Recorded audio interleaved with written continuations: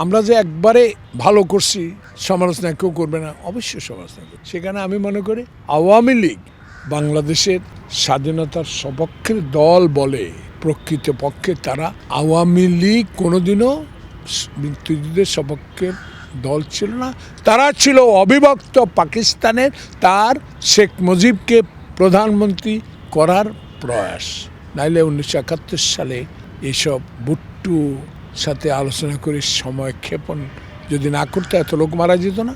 আর জিয়াউর রহমান মতো এমন একটি মেজর আবির্ভূত হয়ে স্বাধীনতা ঘোষণা করা লাগতো না যদি শেখ মুজিব আলোচনা না করে সেদিনে আমার স্বায়ত্তশাসন না বলে এখন থেকে স্বাধীনতা, এইসব কারণে আওয়ামী লীগের এই অবস্থা।